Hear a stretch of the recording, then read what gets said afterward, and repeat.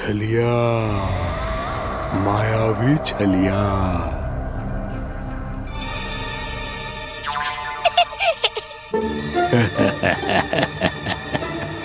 छलिया तो बहुत भयानक होता है, तुम्हारे जैसा थोड़ी दिखता है।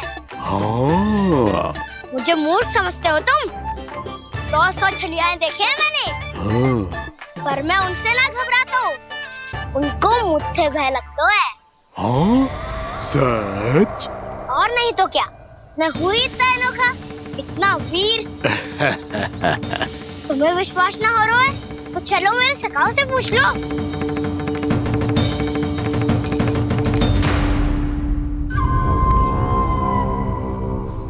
वहाँ क्या देख रहे हो?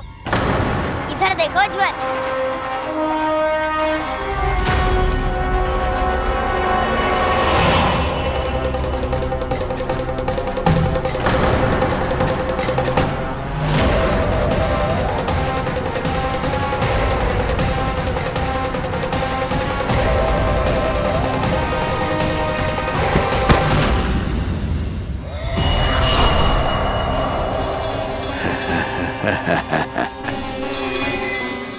सौ छलिए देखे हैं इसने।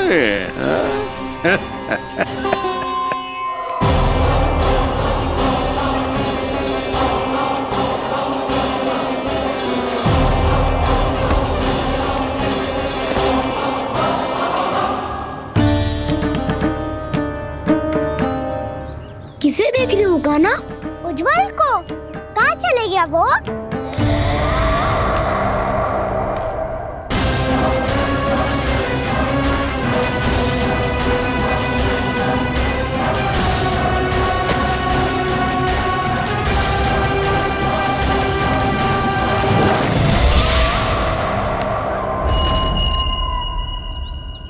चिंता मत करो कान्हा, उज्जवल यही का ही होगा, आ जाएगा। क्या हो गया कान्हा? तूने कही थी ना कि हम चोर प्रहरी खेलेंगे, तो खेल क्यों ना रहो? तुम्हारी प्रतीक्षा कर रहे थे। वैसे तुम कहाँ रह गए थे?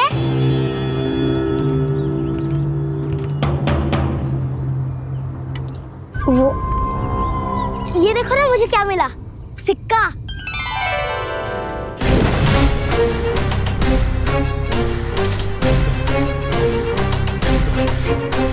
दीदी दिखा दिखा। ना ना, ऐसे ना, ये सिक्का मैं उछालूंगा और जिसके हाथ में आया वो बनेगा प्रहरी और अन्य सब चोर। शिकार है। यदि मैं प्रहरी बन गया तो बहुत सरलता से इस कृष्ण को पकड़कर गुफा में ले जाऊंगा और वहीं इसकी हत्या कर दूंगा। इसे इसके ही यंत्र में फंसाना होगा मुझे।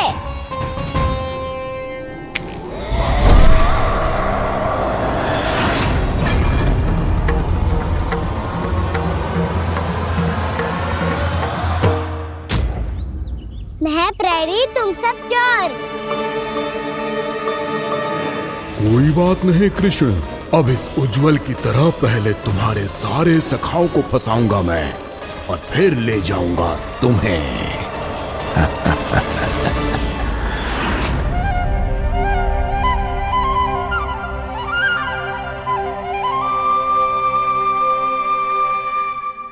चलो खेल आरंभ करें। कान्हा तो हमें पकड़ना। आंखें बंद कर कान्हा।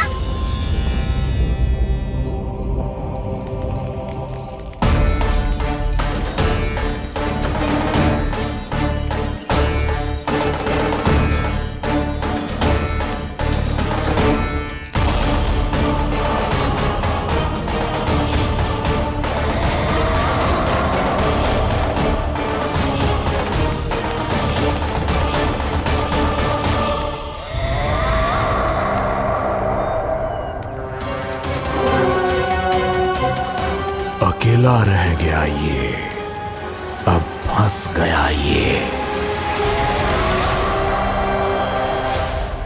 सुबल।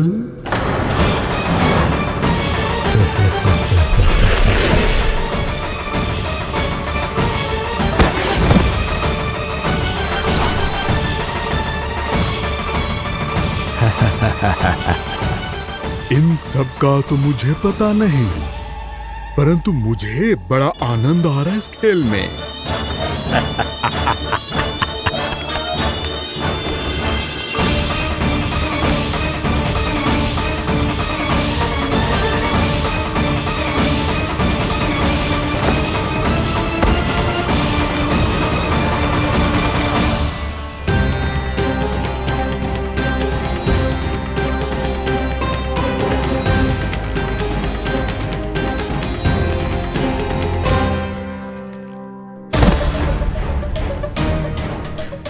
बसंता,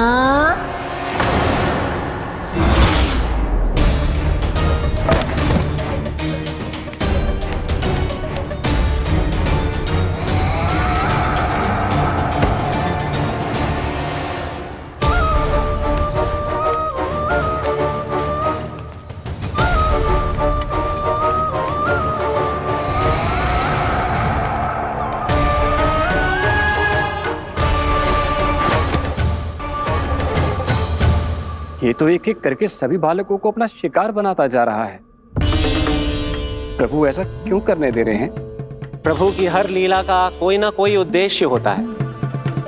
यदि वो इस असुर को इन निर्दोष बालकों पर अत्याचार करने से नहीं रोक रहे हैं, तो इसका भी कोई ना कोई कारण अवश्य होगा।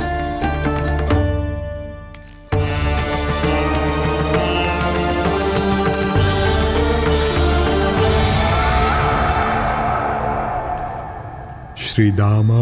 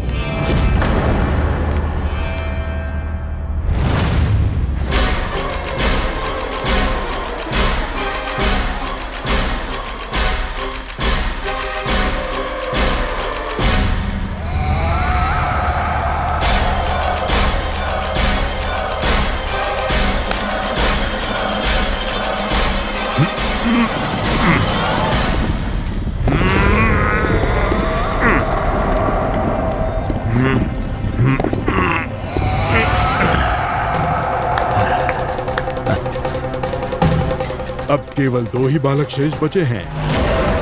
दोनों को पकड़कर ये खेल ही समाप्त कर दूंगा।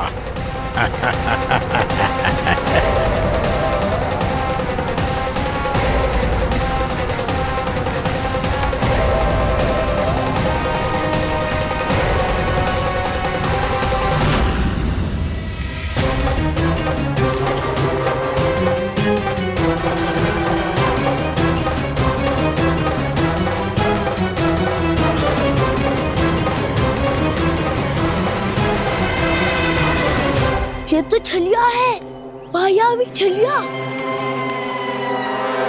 मेरे सभी सखाओं को शिकार बना लिया इसने। मैं इसे नहीं छोड़ूंगा। कान्हा, कान्हा,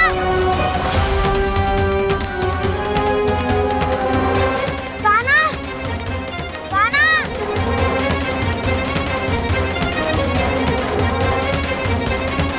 कान्हा, ताऊ,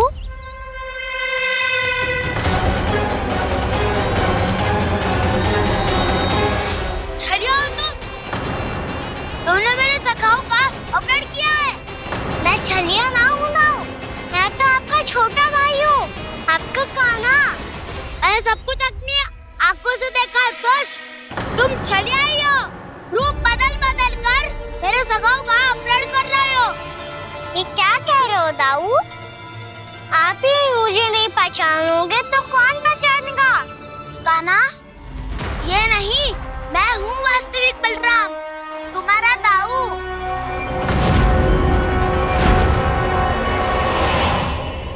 इसके बहकावे में मत आना कान्हा, ये चलिए।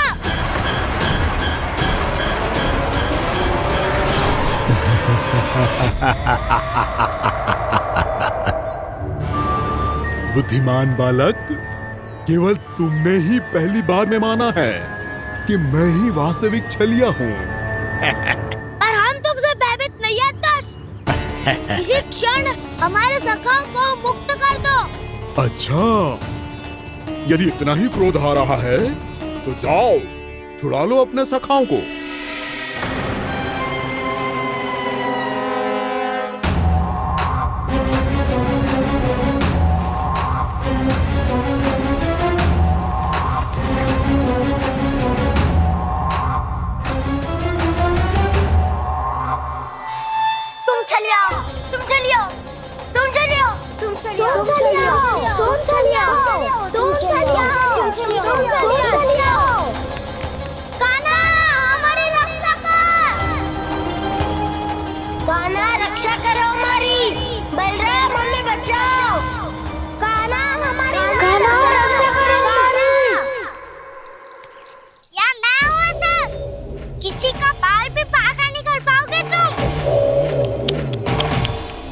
बालक, पर मैंने तो पहले ही तुम्हारे सखाओं को उस कंदरा में पहुंचा दिया है। बेचारे इस समय घबरा के रो रहे होंगे, सहायता की भिक्षा मांग रहे होंगे। जानते हो तुम उन सबका अपहरण क्यों कर पाए? क्योंकि मैंने तुम्हें कर नहीं दिया, ताकि मुझे तुम्हारा सामना करने के लिए एकांत मिल सके। अच्छा। now आप जाके सखाओं को बचाओ, इस दुष्ट के लिए मैं पर्याप्त हूँ।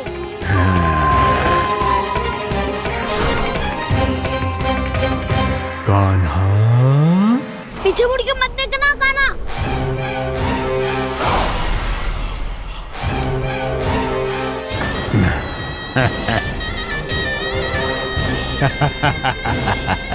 अपने सखाओं की तरह अब तुम भी फंस गए कृष्ण। अच्छी कलाकारी कर लेते हो राणा सर। किसे सिखाया ऐसा स्वांग करना? स्वांग नहीं, माया है ये विद्या मैंने अपने पिताश्री से सीखी है। माया के महान आचार्य मायासुर। तो तुम मायासुर के पुत्र हो, पर जिसके सामने ना माया जाल बुनने का प्रयास कर रहे हो, ये माया के स्वामी है।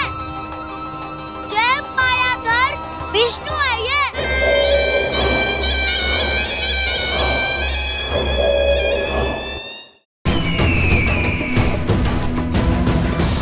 नारायण हरि, नारायण हरि।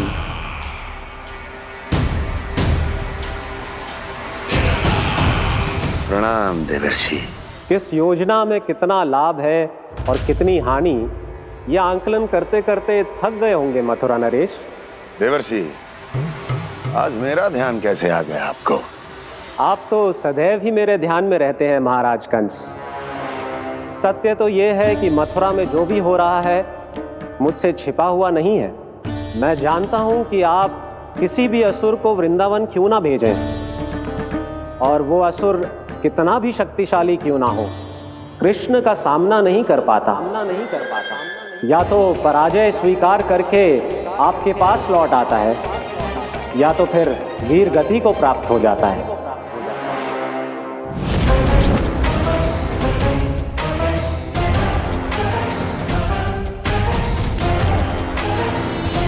वाह, मुझे मेरी असफलताएं स्मरण कराने आए हैं, मेरे घाव को खुरेदने आए हैं, उन पे नमक छिड़कने आए हैं। मित्र को शत्रु समझने की भूल मत कीजिए महाराज कंस। मैं तो आपकी सहायता करने आया हूं। हाँ, और मेरी सहायता। कृष्ण विष्णु अवतार है, आप विष्णु के भक्त हैं। मैं हूं विष्णु द्रोही, फिर भी तो आपके आराध्य को हानि पहुंचाना चाहता है, उसकी सहायता करना चाहते हैं आप। क्या आप निश्चित रूप से कह सकते हैं कि आप ब्रह्मांड के सभी नियमों को अच्छी तरह समझते हैं? अवश्य। आपके लिए बस इतना ही जानना पर्याप्त होगा कि मैं जो कुछ भी कर रहा हूं उसके लिए मेरे व्यक्तिगत कारण हैं। मैं तो बस आपके हित में पिछली बार की तरह एक सुझाव लेके आया था, पर यदि आप मेरा सुझाव सुनना भी नहीं चाहते तो आपकी इच्छा। नारायण हरि, नारायण हरि।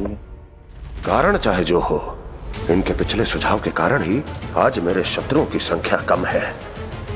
अन्यथा मैं देवकी के अन्य पुत्रों को भी जीवित छोड़ देता, और आज वो सब अपने भाई के साथ मिलकर उसकी शक्ति को अनेक गुणा बढ़ा देते। ठहरिए देवऋषि,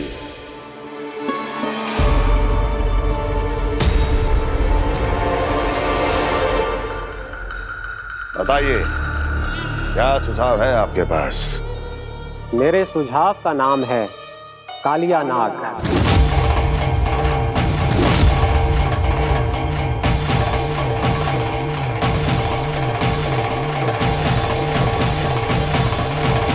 उसके विषय में मैं जानता हूं देवऋषि। तो समस्या ये है कि मैं स्वयं उससे मिलने नहीं जा सकता, उससे भेंट नहीं कर सकता। उस कृष्ण की हत्या के लिए उसको वृंदावन जाने के लिए तैयार नहीं कर सकता। तो मत जाइए उसके सामने, और ना उसे भेजिए कृष्ण के सामने। हर बार आप किसी न किसी असुर को अपने शत्रु के क्षेत्र में भेजते हैं, जहां शत्रु उसका सामना करने के लिए पूरी तरह से तैयार होता है और आपका असुर मारा जाता है। इस बार शत्रु को युद्ध स्थल चुनने का अवसर मत दीजिए महाराज। इस बार योजना का जाल ऐसे बुनिए कि कृष्ण स्वयं उसके पास जाने के लिए विवश हो जाए। कालिया नाग स्वयं काल है, मृत्यु का दूसरा नाम है। उसके विष का उपयोग अपने लाभ के लिए कीजिए महाराज। वैसे कालिया के विष की अधिकता का अनुमान तो होगा ही आपको।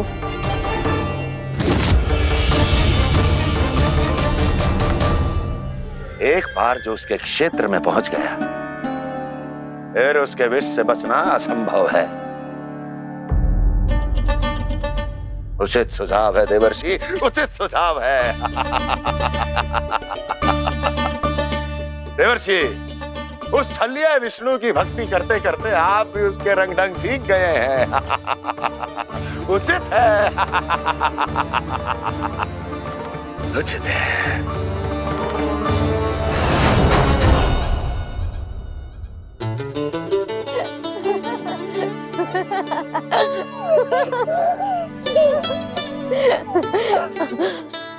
बस बस, बहुत आनंद ले लियो लल्ला।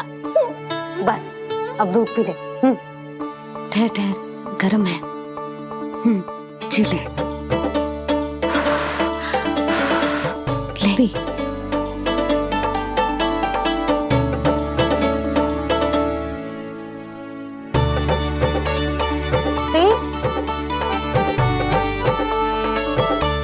मैं ना होती तो ना जाने क्या होता तेरा।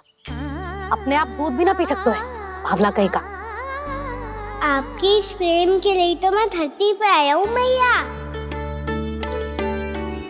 मैं भी यही सोच रहा हूँ यशोदा, कि तुम ना होती तो मेरा क्या होता। इसी बात पे थोड़ा दूध और कजू खाने को दे दो। अरे मैं तो भूल ही गई। तनिक ठहर जाओ जी दूध पी लेना तो आपके लिए भी कछु ले आती हूँ।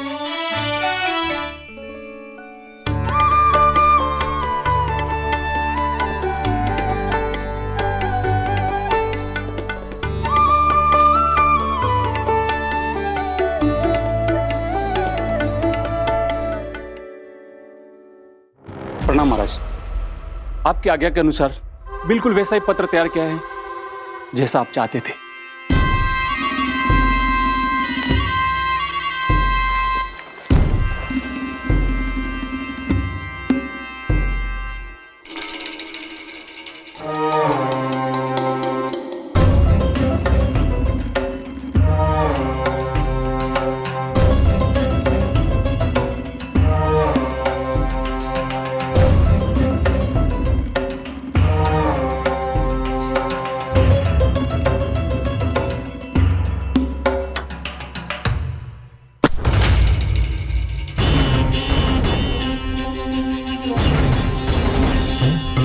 कृष्ण जन्म से लेकर आज तक ये मेरी सबसे महत्वपूर्ण योजना है। इसका सफल होना निश्चित है दूत, किंतु केवल वही करना जैसा मैंने कहा है। जाओ।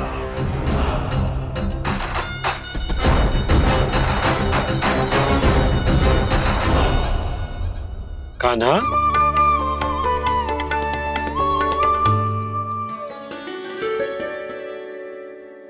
क्या होगा? बाबा, मैं चाहता हूँ कि मैया की स्वमता क्रिस्टल फ्रेम की वर्षा मुझ पे सरते ऐसे होते रहे। वो तो होती रहेगी लल्ला। अपने लल्ला के लिए किसी मैया का प्रेम कभी कम हो सकता है भला?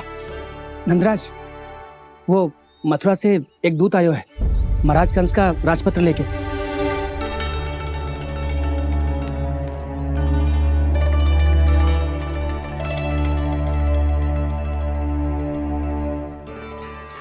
कान्हा, अब क्या करने वाला है?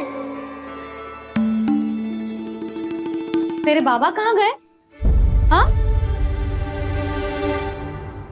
कंस मामा का खेल आरंभ हो गया है, पर मैया वो सब सुनेगी तो व्यर्थी चिंतित हो जाएगी। बस थोड़ा बाहर गया मैया, कछु खा लिये से। बाहर इस समय? मैया, क्या होगा? मैया देखो ना, पीठ पे कछु हो रहा है। मेरा हाथ ना पहुंचो, आप करो ना। दिखा। यहाँ? क्षमा करना मैया, पर अभी बाबा को ही संभालने दो ये सब। कहिए, क्या संदेश लाए हैं आप? नहीं नंदराज, नहीं। महाराज कंस का आदेश है कि ये संदेश सभी गांव वालों के साथ ही पढ़ा जाए। ठीक है, मैं गांव वालों के सामने पढ़ दूंगा, पर मुझे तो दीजिए पढ़ने के लिए। महाराज की आज्ञा का पालन करना आपके लिए भी आवश्यक है नंदराज। सभी गांव वासियों की सभा बुलाइए। बंसी, सभी गांव वालों की सभा बुलाओ। राजपत्र में ऐसा क्या संदेश भेजो है कंस ने? अब मेरे पत्र को पढ़कर सब भौचक के रह जाएंगे। और वो कृष्ण, उस कृष्ण के पांव के नीचे से तो भूमि खिसक जाएगी, आकाश फट पड़ेगा, बिजलियां गिर जाएंगी। प्राप्ति, ओ प्राप्ति, कंस का पत्र। स्वयं को बहुत अधिक शक्तिशाली समझता है ना वो। अब देखता हूं कैसे वो इस महासंकट का सामना करता है। वो कृष्ण, वो अपनी मृत्यु स्वयं चुनेगा या मृत्यु की वेदी पर चढ़ा देगा प्रिय वृंदावन वासियों को।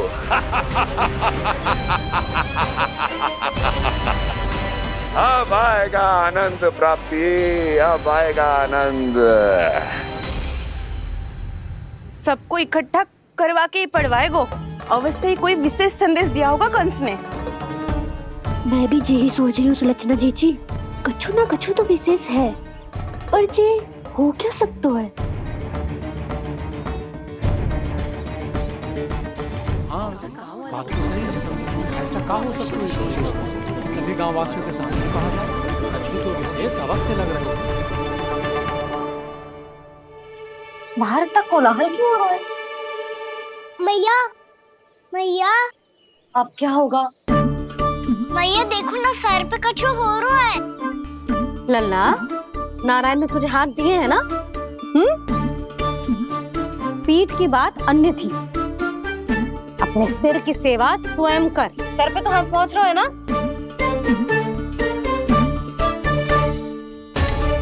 मैया सुनो ना, मैया देखो ना, तीव्र कर कछु हो रहा है। मैया देखो ना, तीव्र कछु हो रहा है।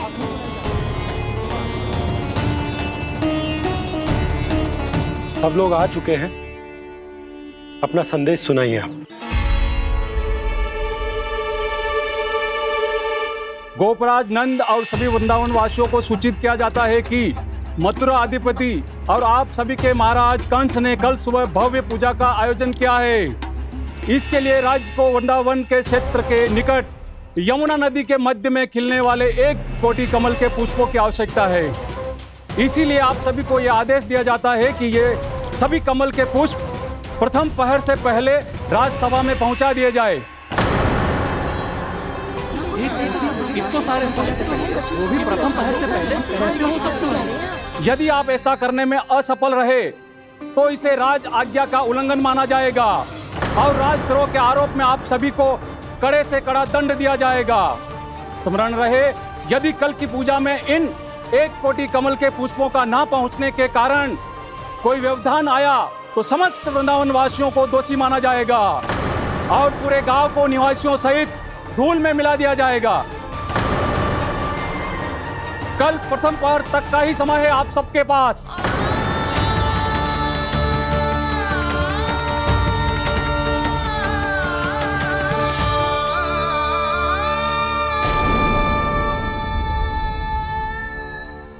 एक कोटि कमल पुष्प, वो भी कल प्रथम प्रहर में? ऐसे कैसे संभव है? और कोई साधारण पुष्प ना, यमुना नदी के मध्य खिलने वाले विशेष कमल के फूल चाहिए उन्हें। लेकिन यमुना नदी में तो कालिया नाग ने विष घोल के रखा है, तो फिर कैसे हो पाएगा? यह संभव है। हमारी मृत्यु का संदेश भेजा राजा कंस ने। सदैव की भांति इस समस्या पर भी गांव के बड़े ही विचार करेंगे। बालकों का यहाँ होना उचित ना है।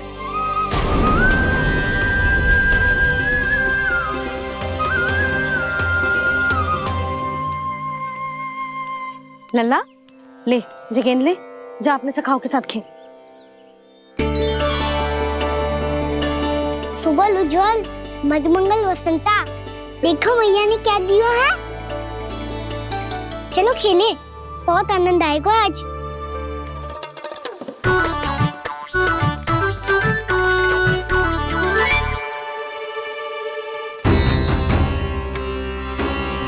भानु, बंसी, जाओ और शीघ्र ही वो घेरे का कार्य समाप्त करो।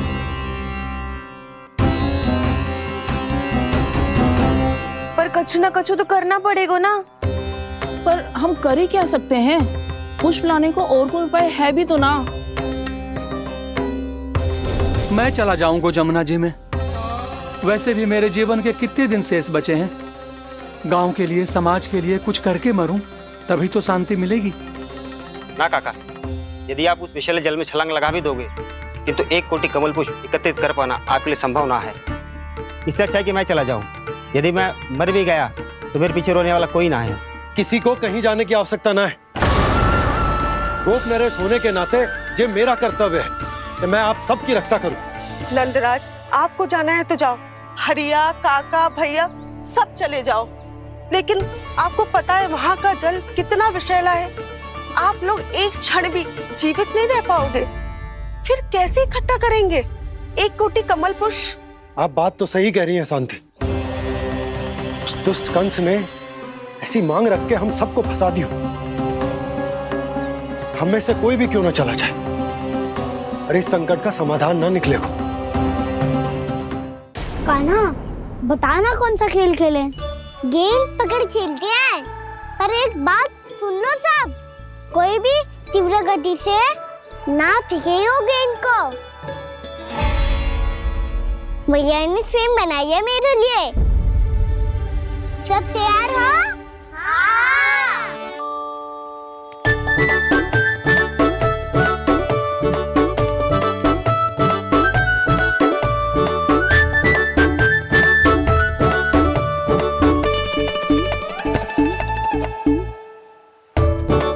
मुझे दो, मुझे दो।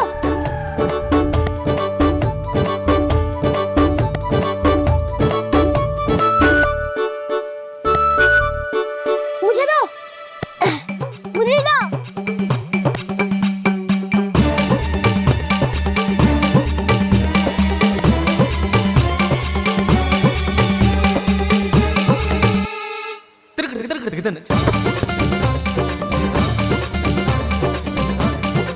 कान्हा, इतनी धीरे से फेंकेगो तो कैसे आनंद आएगा?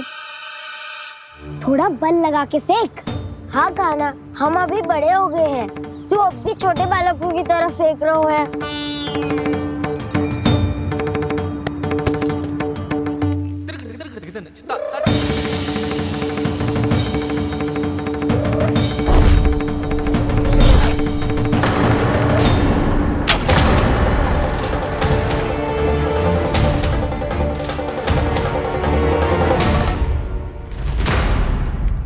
दीदी जी क्या करो कान्हा?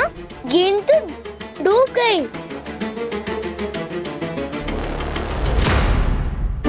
अच्छा, तो ये सब इसकी योजना का भाग था ताकि ये कालिया का सामना कर पाए। तुम सबने तो कही थी तीव्र गति से फेंको, देखो फिकवा दी ना मेरी गेम। मुझसे नदी में अब मुझे जाके लानी पड़ेगी। रुक जा कान्हा, रुक जा कान्हा। जी क्या बोल रहे थे कान्हा? इसमें तो बहुत संकट है। कोई भी संकट मेरी मैया का उपहार खोने से बड़ा ना है। बहुत प्रेम से बना के उन्होंने दी थी। हे नारायण, कोई उपाय समझ में ना आ रहा है। मैया, अब कैसे करेंगे हम अपने गांव की रक्षा? कीड़े पड़ेंगे उस दुष्ट को। यदि उसके कारण किसी के प्राण चले गए तो कौन सा फल मिलेगा उसे इस पूजा का? तुम सही कह रही हो यशोदा, और हमारे पास कोई और दूसरा विकल्प भी तो ना है। यदि हमने मथुरा की राज आज्ञा का पालन ना किया तो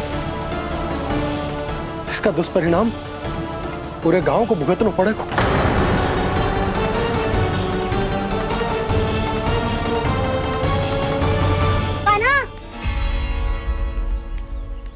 तुम्हें पता है कि तू भगवान है, दिव्य है, बहुत शक्ति है तुझमें, पर फिर भी हम तुझे विषैले जल में ना जाने दे सकते। कुछ होगा तो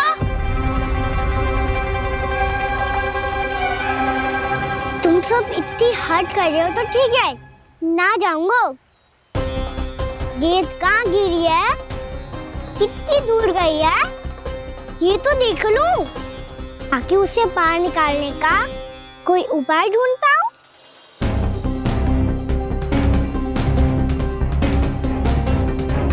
हाँ।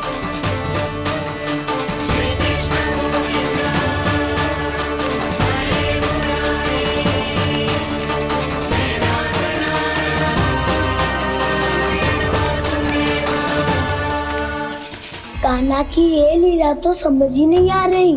पहले इसने देवश्री नारद को मथुरा जाकर कंस को भड़काने के लिए कहा, फिर स्वयं ही दुखी भी हो गया कि अब इसका रहस्य सबके सामने खुल जाएगा।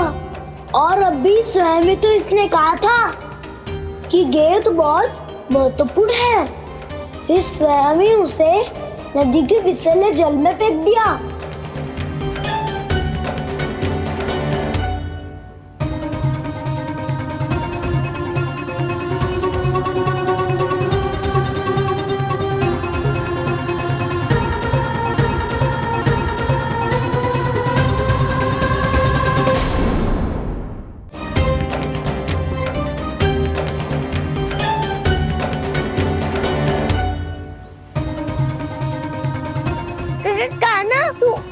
ऊपर क्यों चढ़ रहा है? अरे ऊंचाई से देखूंगा तभी तो गेंद दिखेगी।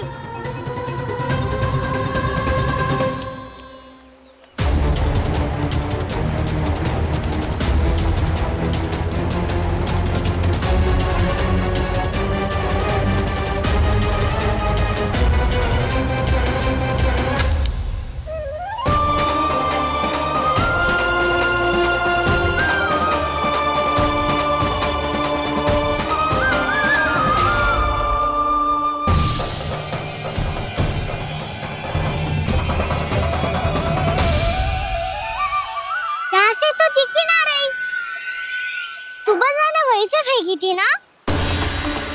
ना वहाँ से फेंकी थी। कहाँ से? नहीं कहा ना, वहाँ से। समझ समझ ना आ रहा। ठीक ठीक बताना कहाँ से फेंकी थी?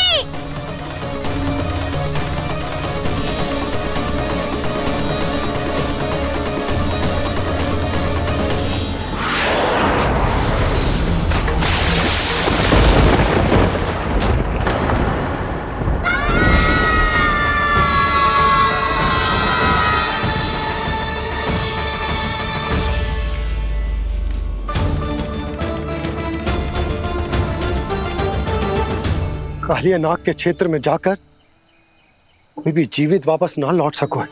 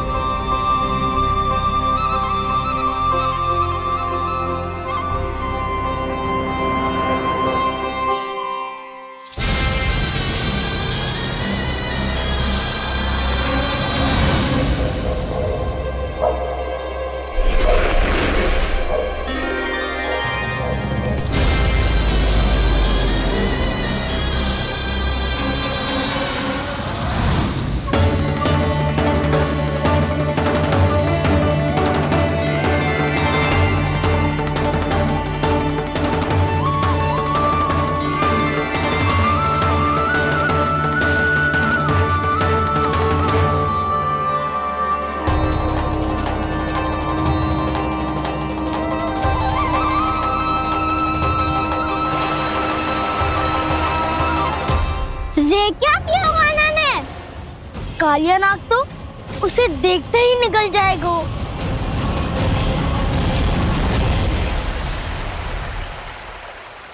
तो आरंभ से अब तक सब कुछ उसकी लीला का ही भाग था।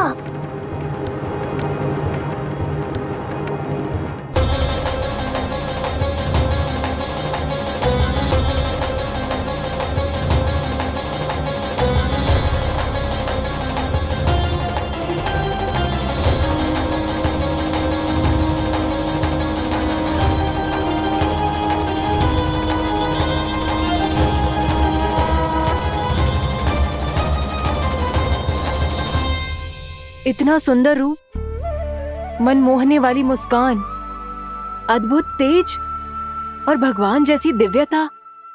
कौन हो तुम? हाँ, तुम्हें देखकर तो हम सब सम्मोहित ही हो गए।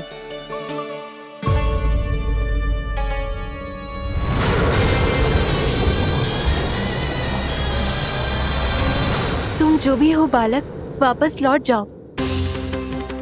हमारा हृदय तुम्हें ही देखते रहना चाहता है, किंतु यदि हमारे पति जाग गए तो तुम्हें अवश्य हानि पहुंचाएंगे। ये बहुत विषैले है बालक, कालकोट जैसे भयानक। इनके विष से तुम नहीं बच सकोगे। नंदराज, कालिया नाग के विष का प्रभाव बढ़ते ही जा रहा है। पहले 8 कोस तक उसके विष का प्रभाव था, अब तो 1 योजन से अधिक क्षेत्र में फैलो है। जल पीने के प्रयास से अनेक पशु मारे गए हैं और नदी के निकट के वृक्ष और वनस्पति सब नष्ट होने लगे।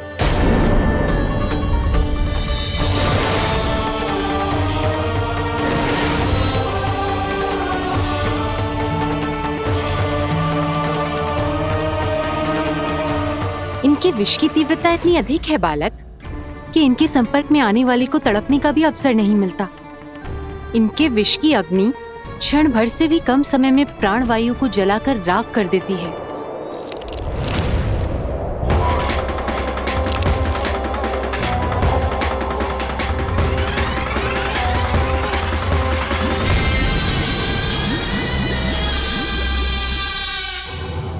तब तो समस्या और भी गंभीर हो जाएगी।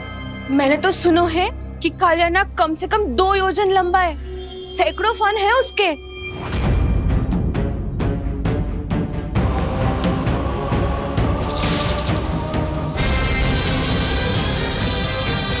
इसका अर्थ तो ये है कि हम दोनों ओर से फंस गए। एक और कंस को 1 कोटि कमल पुष्प देने, जो कि कालियानाग के क्षेत्र में पड़ते हैं, और दूसरी ओर उस कालियानाग का विष यमुना जी के क्षेत्र में बढ़ता ही जा रहा।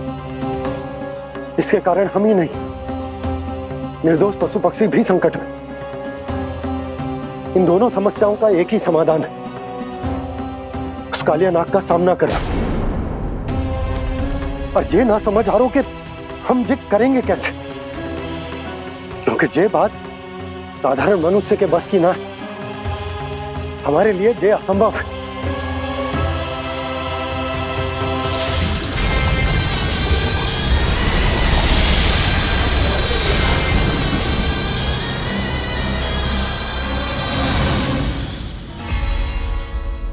अब तो तुमने अपनी आंखों से भी देख लिया बालक, ये कितने विषैले हैं। नींद में भी विष उगलते हैं। इससे पहले कि तुम्हें कुछ हो जाए, चले जाओ यहाँ से, मान लो हमारी बात। आप सब मुझे जानती भी नहीं और फिर भी मेरी इतनी चिंता कर रही हैं आप। माँ की ममता भेदभाव नहीं जानती। तुम भी किसी के पुत्र हो और हम सब भी माँ हैं। एक माँ को हर बालक में अपनी ही संतान दिखाई देती है, इसलिए हम तुमसे विनती करते हैं, वापस चले जाओ, बचा लो अपने प्राण। मेरी चिंता मत कीजिए, मुझे कुछ नहीं होगा। होगा, अनर्थ होगा यदि ये उठ गए तो।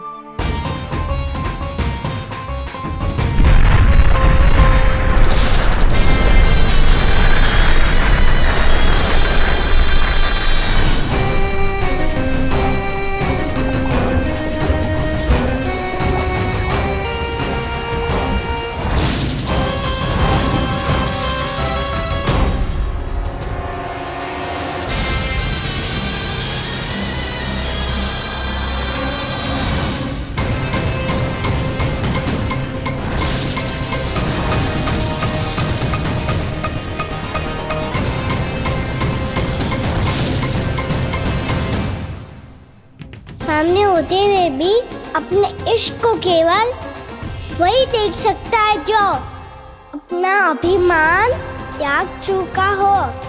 पर पूर्व जन्म में मेरा भक्त होने के नाते मेरा सत्य स्वरूप देख पाने में मुझे इसकी सहायता करनी चाहिए।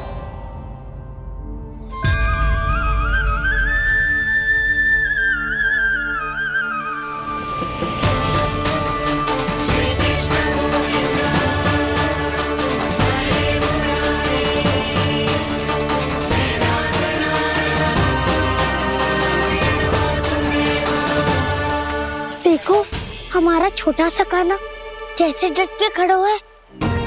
इतने विशालकाय, इतने महाभयंकर सबके सामने।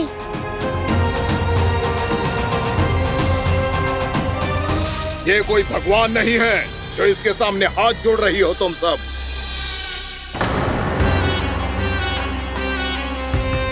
एक सामान्य साधारण बालक है ये, जो ये तक नहीं जानता कि इसके सामने है इसका काल, कालिया। तू कौन है बालक? मेरे इतने निकट आकर भी तू जीवित कैसे है? मेरी नहीं, अपनी चिंता करो कालिया। बहुत मनमानी कर ली तुमने।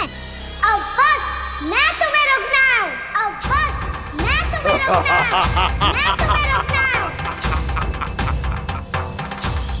बित्ते भर का है तू, मेरे विष के बारे में जानता ही क्या है? और कहता है मुझे रोकने आया है। किससे? किससे रोकना चाहता है तू मुझे? मुझे क्रोध दिलाने की भूल मत कर बालक। अपनी फुंकार से ही तेरी इस मुस्कुराहट को अंतिम मुस्कुराहट बना सकता हूं मैं। शीघ्र बता, कौन है तू और किसने भेजा है तुझे? तुम्हें आवाज भी है कि अपनी पुकारों से तुम कितना विष भूल चुके हो। पवित्र यमुना नदी को कितना दूषित कर दिया तुमने। और यही नहीं, तुम्हारे कारण निकट के जीव जंतुओं, वृक्ष, वनस्पतियों सबको हानि पहुंच रही है। तो क्या? मुझे उससे क्या? मुझे है, मुझे है। आपत्ति है मुझे तुम्हारी इस व्यवहार से, और इसीलिए तुम्हें यहाँ से जाना होगा, यहाँ से जाना होगा।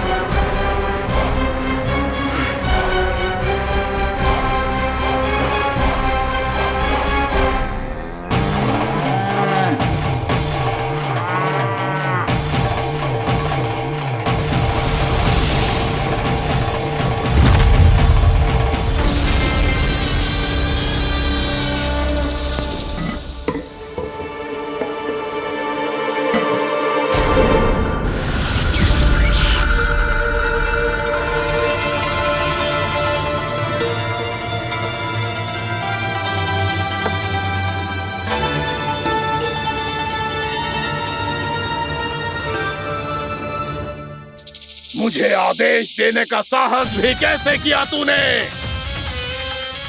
इस क्षेत्र को मैंने अपना राज्य बनाया है, मेरा परिवार रहता है यहाँ,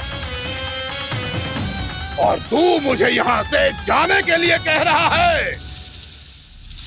हाँ, क्योंकि तुम्हारे यहाँ रहने के कारण अन्य जीवों को हानि हो रही है, और मैं ऐसा नहीं होने दे सकता। मैं तो बस वही कर रहा हूँ जो एक सर्प का स्वभाव है। विष फैलाना स्वाभाविक है मेरे लिए, इसलिए मुझे चुनौती मत दे बालक। चुनौती तो मैं दे चुका हूँ कालिया। अब तो बस तुम्हें स्वीकार करनी है।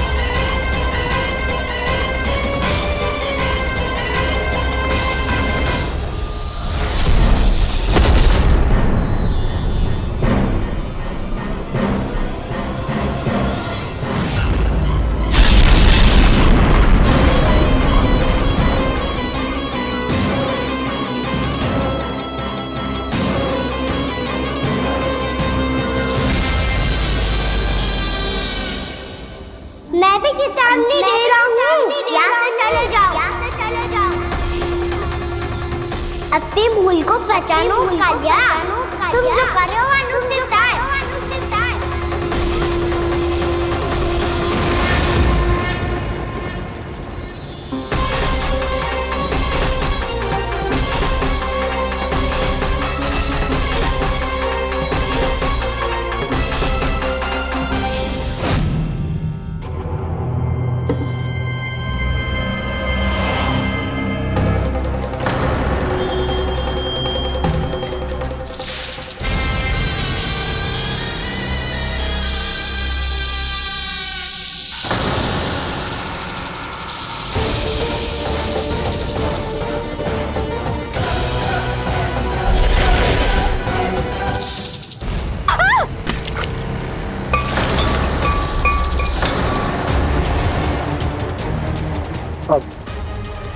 मैं आता हूँ। क्या हो गया सुधा? मुझे आवाज हो रहा है जी, कछु ना कछु गड़बड़ है। यशोदा, जो समस्या हमारे सामने है, हम सभी उसका समाधान खोजने में जुटे। तुम विश्वास करो, मैं कोई ना कोई समाधान अवश्य ढूंढ लूंगा। हम कैसे भी करके वो कमल के पुष्प उस कंस तक पहुंचा देंगे। नाना, समस्या उससे कहीं अधिक है, उससे कहीं अधिक बड़ी, उससे कहीं अधिक भयानक है।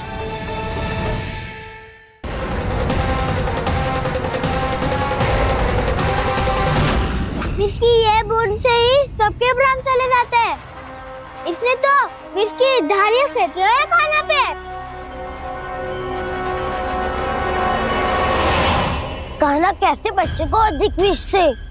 इसका विष तो क्या, ये सर स्वयं भी छू तक नहीं पाएगा हमारे कान्हा को।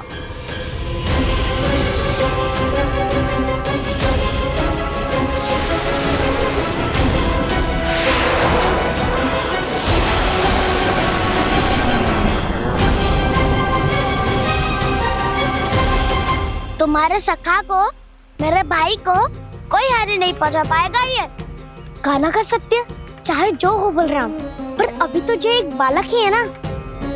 देखो कैसे विष के कारण स्थिर हो गया है।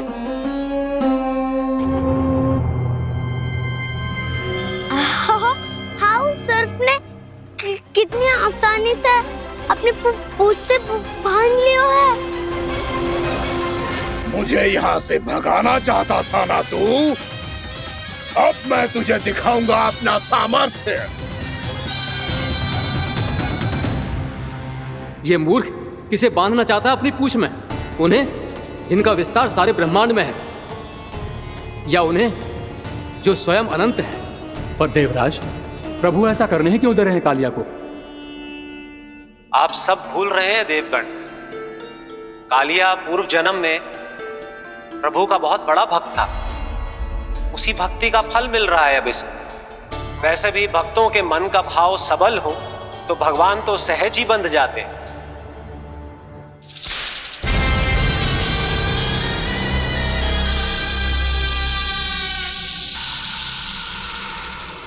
बलराम, तुमने ही तो कही थी कान्हा को कछु ना होगो। देखो दुष्ट ने चारों ओर से जकड़ लियो है।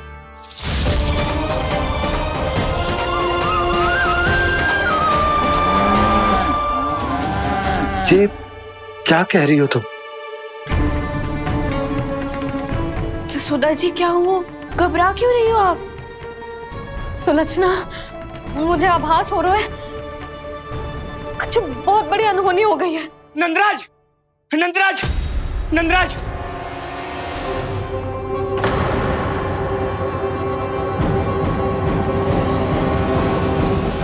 नंदराज, कान्हा ने जमुना नदी में छलांग लगा दी है।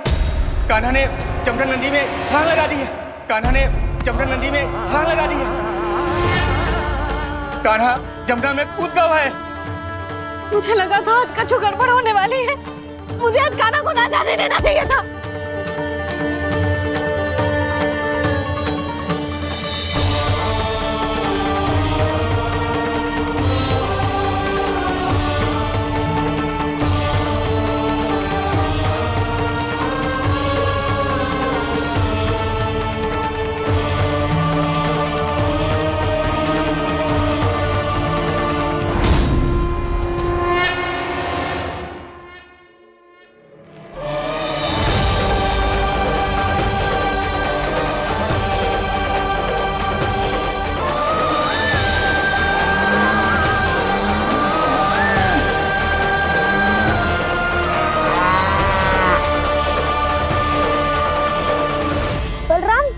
करो ना।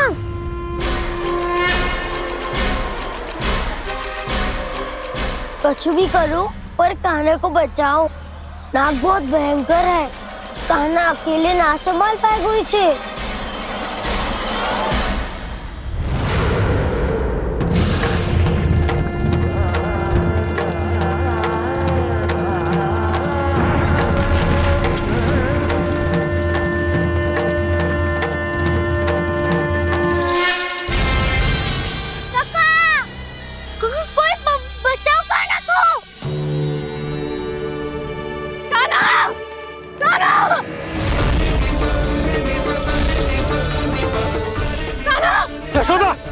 यशोदा रुको। छोड़ दो मुझे, छोड़ दो मुझे। जीजी संभालो, बावली हो गई है। जीजी संभालो। कान्हा, कान्हा।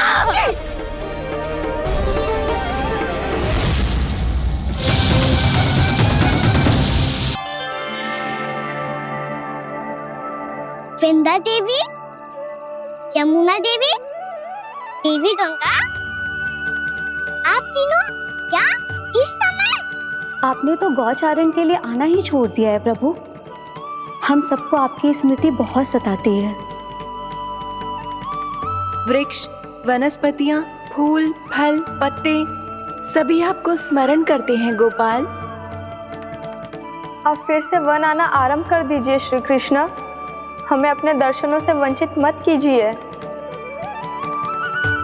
आपने तो मुझे वचन भी दिया था ना प्रभु कि मैं आपके लीलाओं की साक्षी बनूंगी। फिर मुझसे ये सौभाग्य क्यों छिन गया? आजकल क्यों नहीं आ रहे हैं आप वन?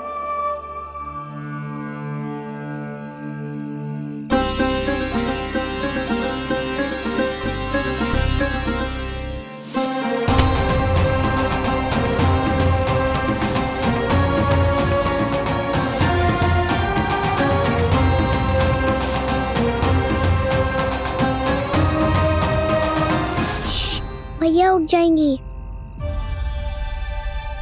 वैसे भी उन्हें आज अच्छी नींद नहीं आ रही है। पर एक बार तो कह दीजिए प्रभु, आप फिर से आना आरंभ कर देंगे। अपनी लीलाओं के लिए, अपने दर्शनों के लिए हमसे अनंत प्रतीक्षा नहीं करवाएंगे आप? मैं अवश्य आऊंगा। कृपया अभी आप सब जाइए, मैया जागने वाली है।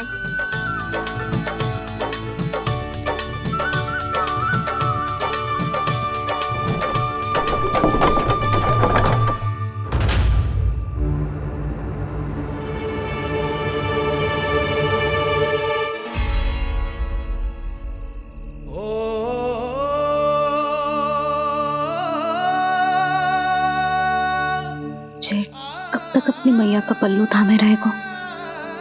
ना, मैं इसके विकास में बाधा ना बनूंगी।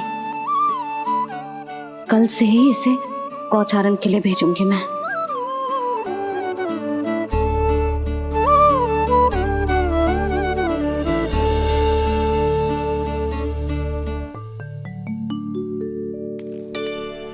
मैं तो कहता हूँ इससे उत्तम मूल्य यहाँ तो क्या पूरे मथुरा में नहीं मिलेगा।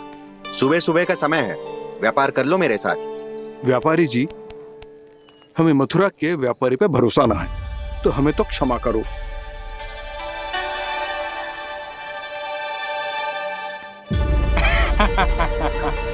बड़ा आयो हमसे व्यापार करने वाला हैं? मेरे साथ व्यापार ही नहीं किया मूर्खों ने। उन्हें पता ही नहीं मैं मथुरा का जाना माना सेठ हूँ। ऐसे ही थोड़ी ना पूरा जनपद मुझे धनिया सेठ के नाम से जानता है। धनिया सेठ?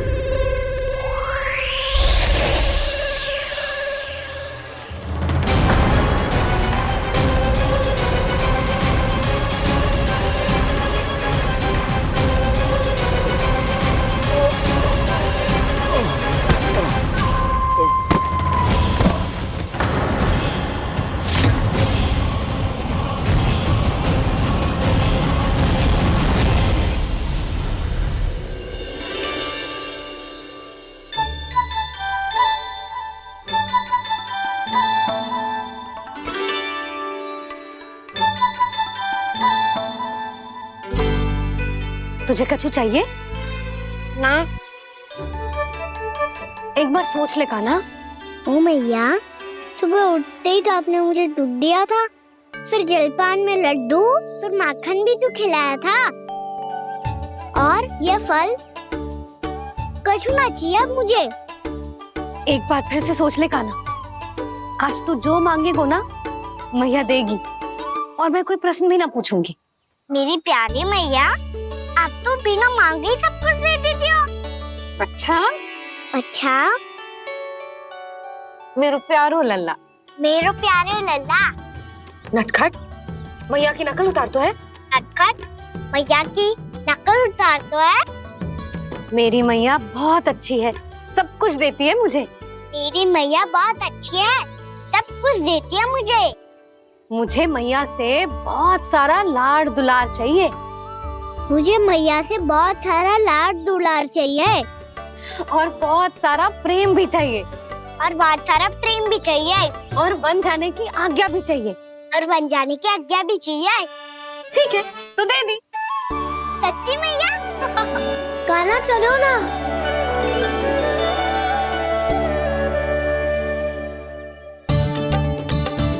चल रुक रुक रुक रुक, अभी आई।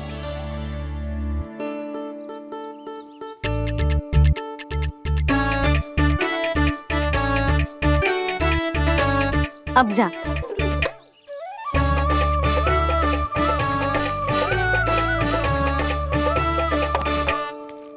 आज तो जाना ही पड़ेगा। कंस मामा ने अतिथि जो भेजा है वृंदावन में।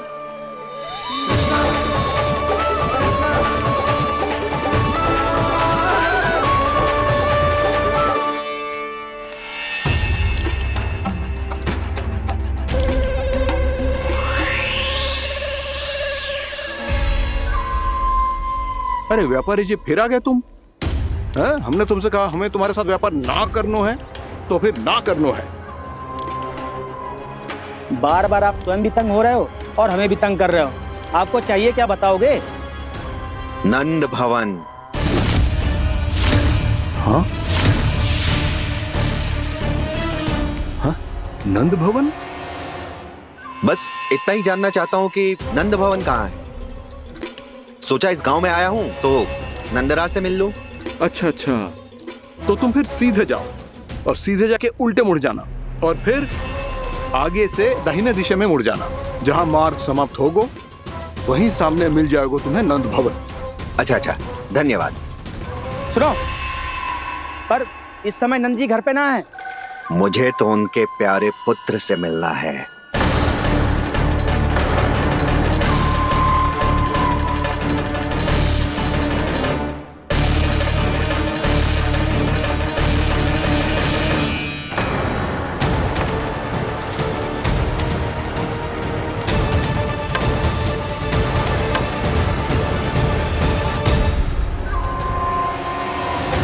लल्ला से भला क्यों मिलना है? सच्ची सच्ची बताओ, कौन हो तुम?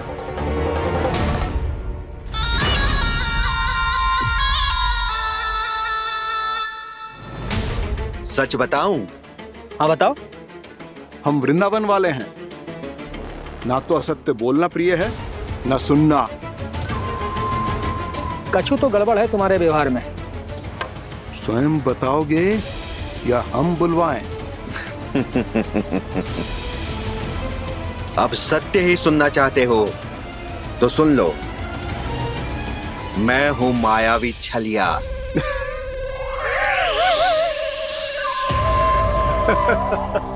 छलिया और तुम?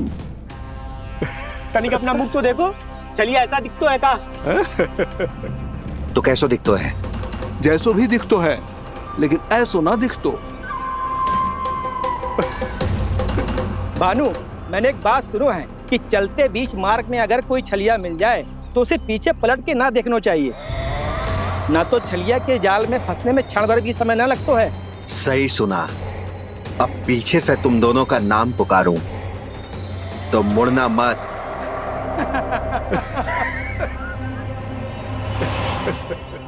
चल बंसी चल, नहीं तो ये छलिया जी हंसा हंसा के प्राण निकाल देगो।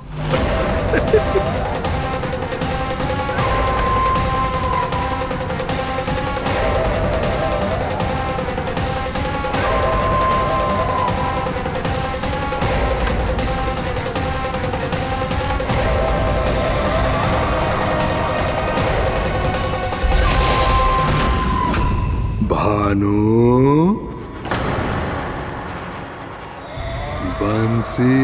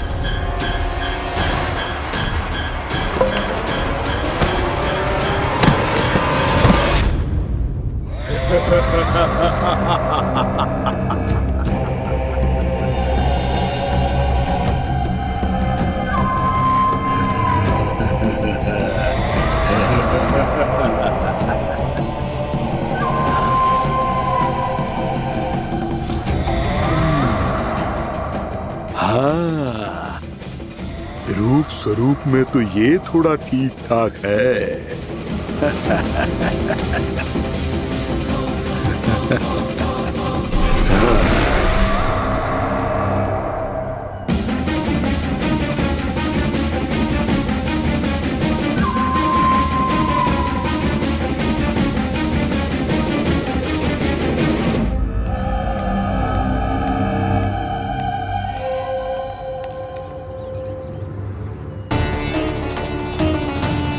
ये तो गाँव की ओर जा रहा है।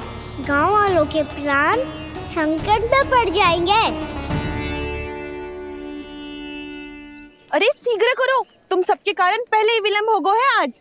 हाँ, मैं भी यही सोच रही थी, कहीं खाना गोचारण के लिए न चला गए हो। नाना मौसी ऐसा ना बोलो। हाँ तो फिर किसी दिन किसी कार्य में मन ना लगेगा।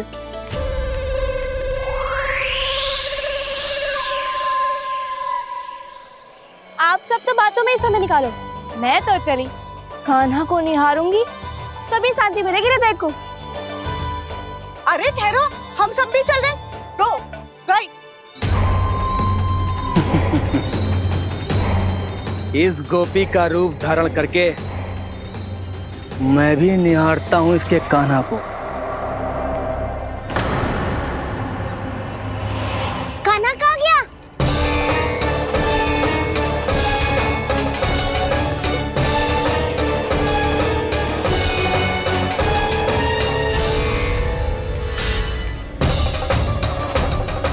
जानकी,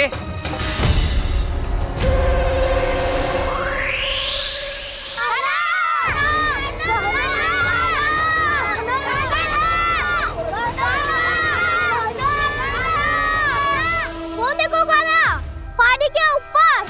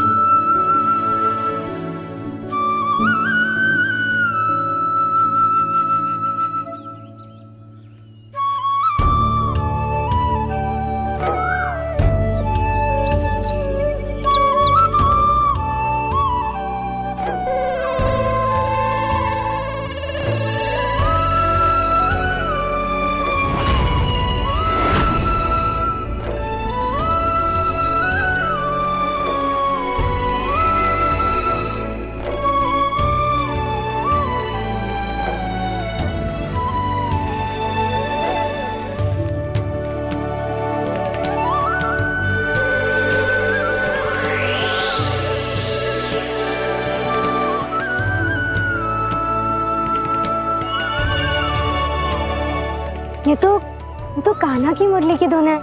विलम्ब हो गयो है, वो तो वन में पहुंच भी गयो। बस करो मौसी, सुनने दो ना, कितनी मीठी धुन बजा रहे हो कान्हा। ये तो स्वयं ही मुझे बुला रहा है, अपना पता बता रहा है।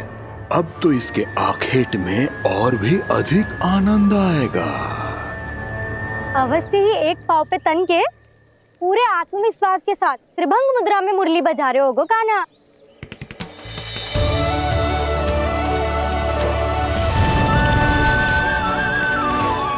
हाय, कितना सुरीला बजाता है।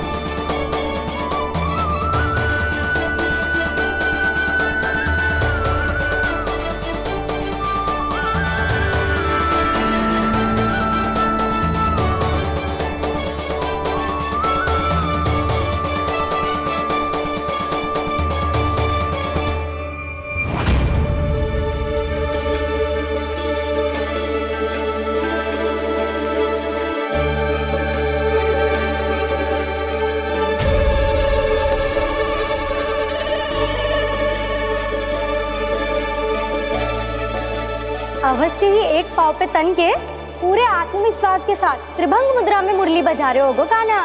यहाँ तो सभी बालक एक पांव पर खड़े हैं, तो फिर इनमें से कृष्ण कौन है? अद्भुत प्रभु, जो छलिया सारे संसार को अपने छलावे में फंसाता है, आज आपने उसे ही फंसा दिया।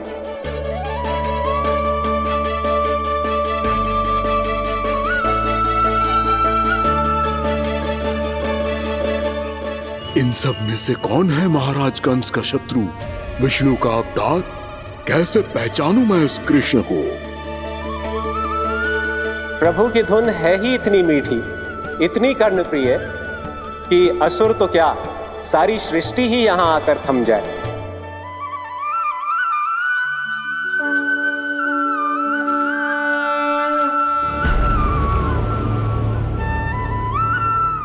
कहीं ये तो नहीं है वो मेरा शिकार, विष्णु अवतार?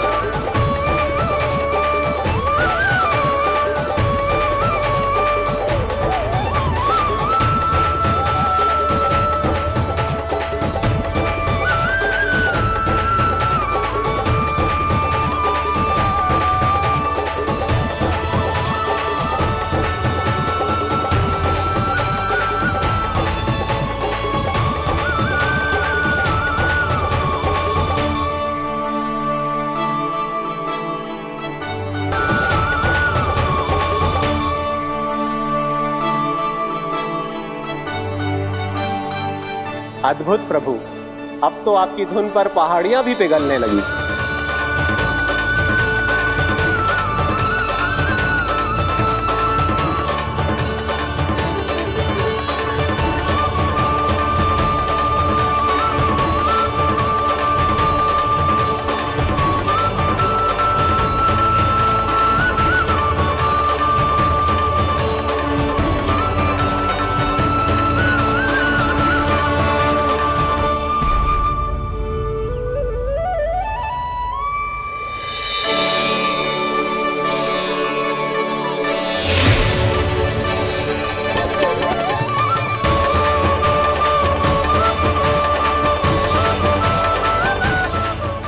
देखते पूरी पहाड़ी बावविहल होकर पिघलने लगी है।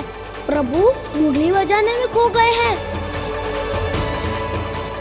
और उनके साथ ही खो गए हैं सभी सुनने मनुष्यों, पशु पक्षियों और देवताओं के ही नहीं, जड़ चेतन किसी के लिए को रोक पाना संभव नहीं होगा। कहीं प्रभु की इस मनमोहक मुरली की धुन पर सारा ब्रह्मांड ही ना पिघल जाए। गाना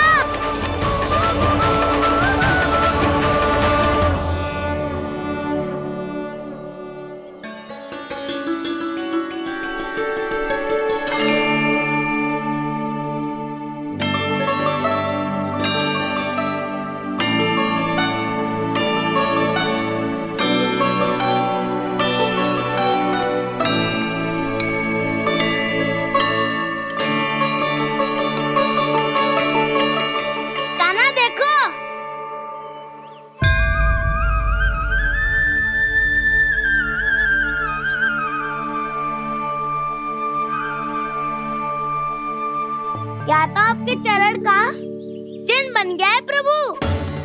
अपने भक्तों के हित के लिए मेरी बस एक ही इच्छा है, ऐसी चिन्ह मेरे हर भक्त के हृदय पर हो।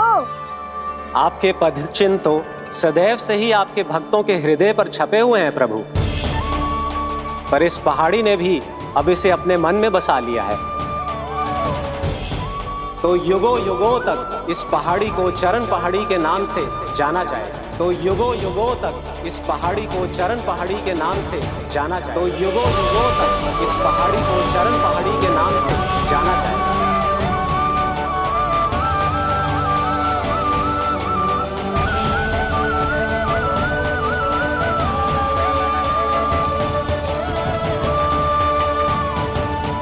कान्हा, तो हमारे पास से वहाँ कैसे चले गए हो? हमें तो पता भी ना चलो। मैं कहीं ना गया था उज्जवल, और ना ही कहीं जाऊंगा। सदैव यही रहूंगा मैं, तुम सबके पास, तुम सबके मन में। भले कोई असुर मुझे तुम सबसे दूर ले जाने का कितना भी प्रयास क्यों ना कर ले।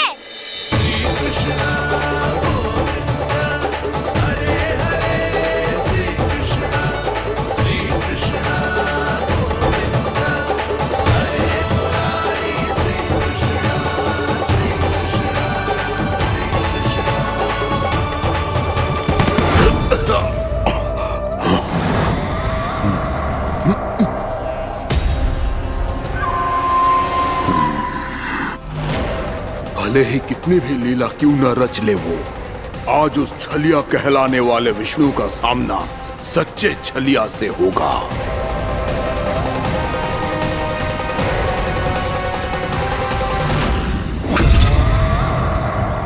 कान्हा, तू कहाँ भटक गए हो? तो नहीं सखा, मैं तो भटके हुए वो मार्ग दिखा रहा था।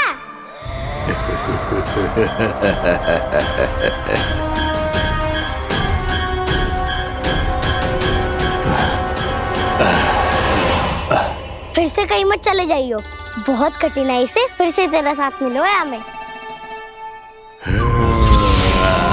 कान्हा, तो इतने दिन बाद आए हो हैं, आज हम केवल गैया ना चराएंगे, कछु आनंद भी लेंगे आज। किसो आनंद?